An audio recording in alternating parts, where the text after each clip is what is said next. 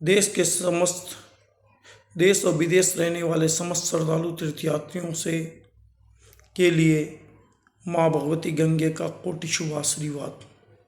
जैसे कि आपको पता है, अभी 19 तारीख को गंगा मैया के, यमुना मैया के और केदारनाथ भगवान के और भगवान बद्रीनाथ के कपाट खुलने जा रहे हैं। तो आप लोगों का सभी का 4 धाम आने पर हमारे चारों धाम के तीर्थ पुरोहित स्वागत एवं अभिनंदन करते हैं।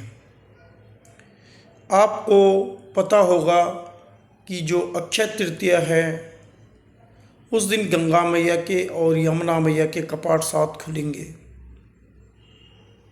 और मैं समस्त विश्व को यह संदेश देना चाहता हूँ कि जो आप जीवन में कोई भी कार्य, कोई भी फैक्ट्री लगानी है, कारखाना लगाना है, किसी बड़े काम को करना है, तो आप उस काम को अक्षय तृतीया के दिन शुरू करें।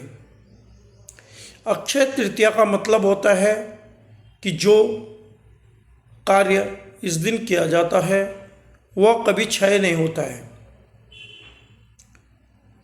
और गंगा मैया को कहा है अर्थार्थी को सिद्धि के लिए, पुत्रार्थी को पुत्र सिद्धि के लिए और मोक्षार्थी को मोक्ष सिद्धि के लिए सब प्रकार के मनोवांछित फल देने वाली गंगा मैया है। और जो गंगोत्री की यात्रा करता है उसको उसके समस्त पितृ, कितने भी पापी पितृ हो, कैसे भी किसी भी अकाल मृत्यु, अल्प मृत्यु में मरे हो, उनको सब मोक्ष की प्राप्ति होती है।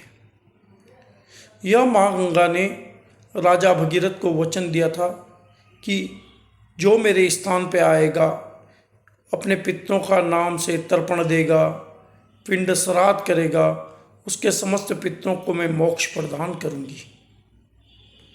इसीलिए राजा भगीरथ ने भी अपने पितृ उद्धार के लिए माँ भगवती गंगे को पृथ्वी पे उतारा कठिन तपस्या करके। और वह स्थान गंगोत्री में है, भगीरथ शिला, जहाँ पे राजा भगीरथ ने 5500 वर्ष तक तपस्या करके माँ भगवती गंगे को पृथ्वी पर लाया। भगीरथ के पितरों को उद्धार करने में संसार की कोई भी पवित्र नदियाँ राजा भगीरथ के पितरों का उद्धार नहीं कर सकती थी। सृष्टि में सिर्फ गंगा है जो पितरों का उद्धार करती है और पितरों को मोक्ष प्रदान करती है। यह प्रत्यक्ष प्रमाण है। आपने हमारे ग्रंथों में देखा होगा, यह प्रत्यक्ष हमारे ग्रंथों में लिखा हुआ है कि राजा भगीरथ ने गंगा मैया को लाने के लिए हजारों वर्ष तपस्या करके माँ भगवती गंगे को पृथ्वी पर लाई है। अब मैं आप सभी श्रद्धालु तीर्थयात्रियों को यह संदेश देना चाहूँगा, जो आप गंगोत्री धाम के जो आपके पंडित जी होते हैं, वो जब गंगा मैया के कपाट बंद होते हैं उस समय आपको जल और प्रसाद लेके जो आते हैं, वह प्रसाद और जल हम लोग जिस दिन गंगा मैया के अक्षय तृतीया के पावन पर्व पर गंगा माता के कपाट खुलते हैं, तो हम लोग क्या करते हैं कि एक बड़े बड़े कैनों में जल भर के, जिसके जितने यजमान होते हैं, जिसका जितना बड़ा राज्य होता है, वो उस हिसाब से गंगा मैया का जल भर के मंदिर में रख देता है। और माँ भगवती गंगे की जैसी पूजा होती है उसी प्रकार से उस जल की पूजा होती है। उस पूजा को भव्य और दिव्य, जैसे 6 महीने तक पूरी माँ गंगा की पूजा होती है, उसी प्रकार से वह जल जो अपने यजमानों के लिए हम लोग लेकर के आते हैं, वह जल की भी उसी प्रकार से पूजा होती है। और माँ भगवती गंगे से प्रार्थना की जाती है कि हे माँ भगवती गंगे, जिसके घर में यह जल जाए उसके घर में सुख शांति, ऐश्वर्य, आनंद और उसका जीवन आनंदमय रहे। वैसे भी गंगा मैया की आरती में कहा है, जो नर तुमको ध्याता मन वांछित फल पाता। गंगा माता वह माता है जो मनुष्य को मनवांछित फल देती है। यदि आप उत्तराखंड के देवभूमि के 4 धाम में आएँ तो भक्ति और भाव और समर्पण करके आएँ। 4 धाम को कोई पिकनिक स्पॉट न समझें और वहाँ पे पिकनिक के रूप में बिल्कुल ना आएँ, क्योंकि आप लोगों का जब तक जीवन है तब तक भी गंगा माँ आपको जीवन देती है, और जब आप मरते हैं, मरने के बाद भी आपकी जो अस्थि प्रभावित होती है वो गंगा में होती है। इसलिए मर्यादा का ध्यान रखें और इन धामों में जितनी आप सच्ची भक्ति और श्रद्धा से आएंगे उतना आपको फल मिलेगा। आप इसको घूमने का प्लेस न समझें और ऐसा न सोचें कि हम गर्मी के मारे वहाँ आए। अगर आप गंगोत्री धाम में आते हैं तो गंगा मैया की जयकारे और गंगा मैया का जप अपने हृदय में करके माँ भगवती गंगे के, केदारनाथ के, यमुना जी के और बद्रीनाथ के दर्शन करें।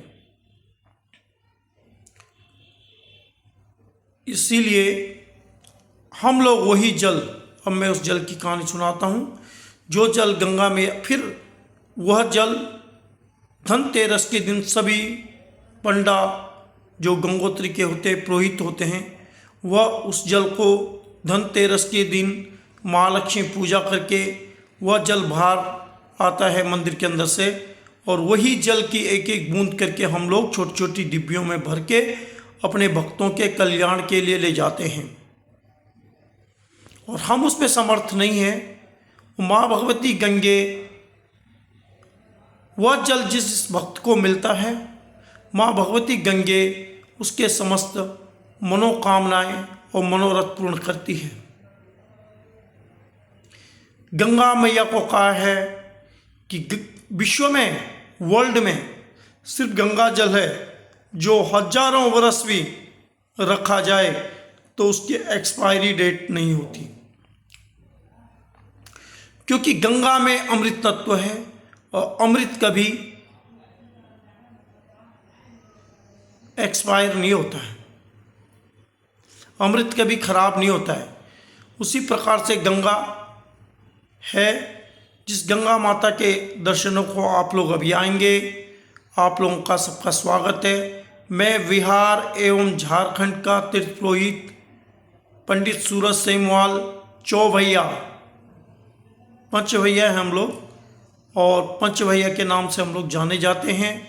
जो भी बिहार और झारखंड से श्रद्धालु तीर्थयात्री आता है उसकी पूरी व्यवस्था माँ भगवती गंगे एवं हमारे द्वारा की जाती है और उसे पूरी सुविधा दी जाती है।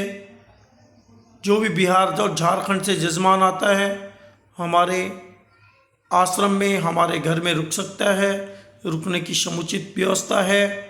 और अभी भी मैं बिहार और झारखंड के भ्रमण में हूँ और आज मैं अपने यजमान एमपी झारखंड के श्री कालीचरण जी, जो एमपी हैं झारखंड के, कालीचरण सिंह जी के घर पे हूँ।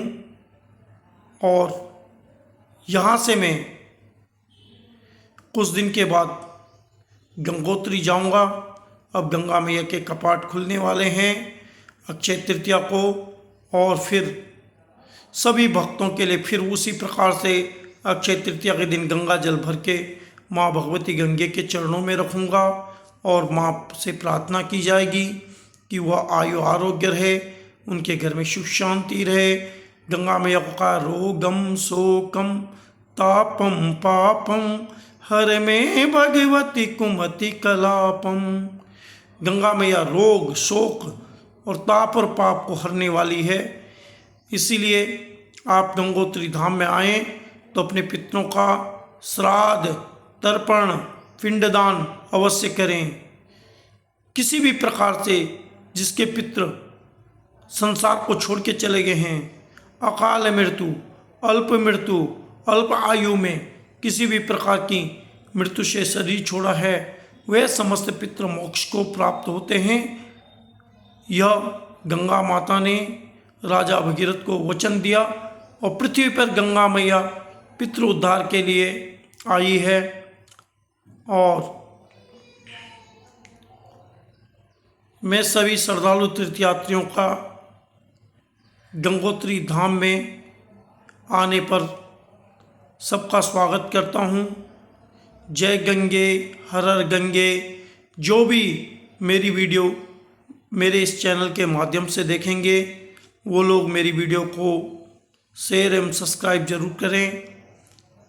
और आपको इसी प्रकार से मैं धामों की जो मेन विशेषताएं हैं उसके बारे में बताना चाहूँगा। अब मैं यमुना जी का वृत्तांत निकालता हूँ। यमुना जी सूर्य की पुत्री है और यमराज की बहन है। जो भैया दूज का त्यौहार होता है उस दिन यमराज स्वयं माँ यमुना के पास राखी बांधने आते हैं और अपनी बहन को मिलने आते हैं। तो यमुनोत्री यात्रा जो प्राणी करता है उसे यम यातनाएँ नहीं सताती है, उसे यमराज नहीं सताता है और यम के दूत भी उसे नहीं सताते हैं। यह वहाँ की विशेषता है, क्योंकि माँ यमुना ने अपने भाई से रक्षाबंधन के पावन पर्व पर, भैया दूज के पावन पर्व पर यह वचन मांगा था कि भैया जो मेरे दर्शन को आएगा आप उसे नहीं सताओगे और आपके दूत भी उसे नहीं सताएंगे। तो इसीलिए आप जब यमुनोत्री यात्रा करते हैं तो आप यम याचनाओं से बच जाते हैं। और फिर केदारनाथ, भगवान केदारनाथ के जब आप दर्शन करते हैं तो आपके जितने भी क्रूर ग्रह होते हैं, क्योंकि भगवान भोलेनाथ 9 ग्रहों का मालिक है और 9 ग्रह उनके अंडर में है, इसीलिए जो भी केदारनाथ